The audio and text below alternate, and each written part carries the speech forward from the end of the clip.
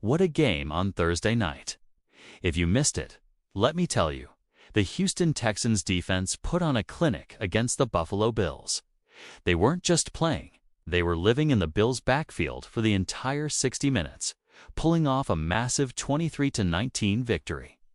This was one of those old-school smash-mouth football games where defense truly won the day. Think about this.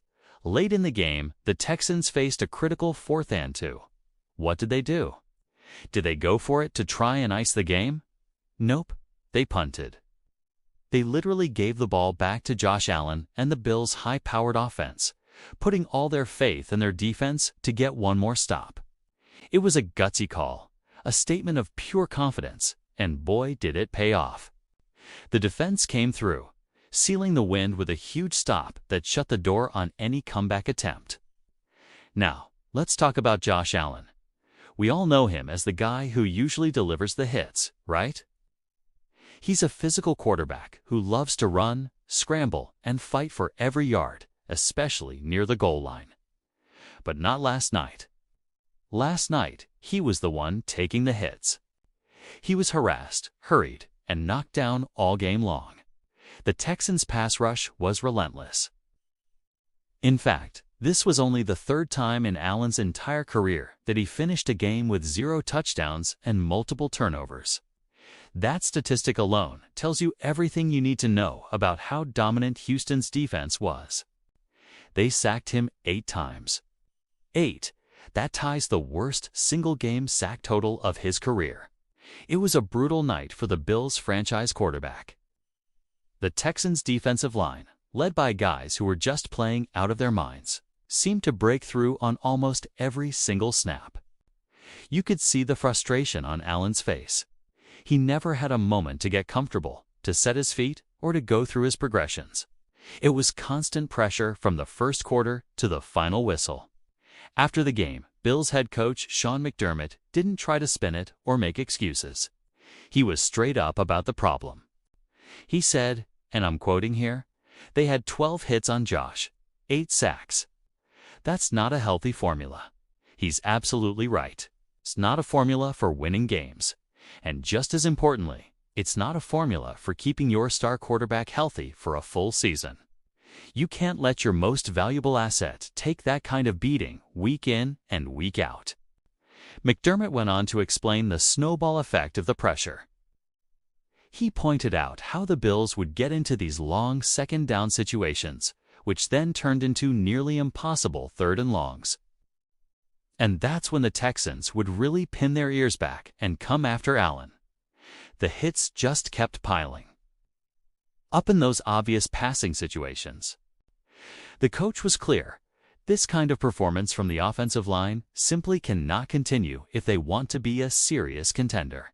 But, in the same breath, McDermott also stood by his offensive coaching staff. He reminded everyone that just a few days ago, Kosa's very same offense went out and dropped 44 points on the Tampa Bay Buccaneers. It's a fair point. One bad game doesn't define an entire unit. It shows the inconsistency that's been plaguing the Bills lately. One week they look unstoppable, and the next they can't protect their quarterback. It's a puzzle they need to solve, and fast. Josh Allen, to his credit, also took responsibility. He didn't just point fingers at the offensive line. He admitted that he held on to the ball too long on a few plays and actually ran into some of those sacks himself. He said he needs to be smarter to know when to throw the ball away, live to fight another down, and avoid those costly negative plays. In his own words, he said, "Too many times I was going backwards. I have to be better on that." That's the kind of leadership you want to see from your quarterback, owning his part in the loss. So, what does this all mean for the AFC playoff picture?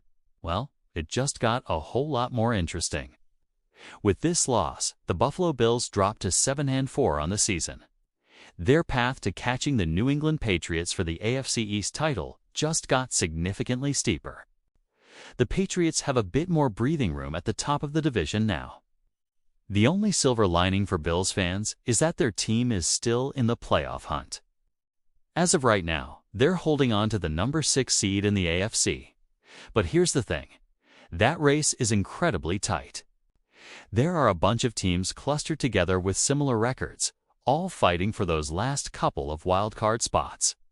A loss like this doesn't just hurt in the division standings. It shrinks their margin for error in the overall conference race. And on the other side of the coin, you have the Houston Texans. With this huge win, they climb to 6-5. They are officially in the hunt.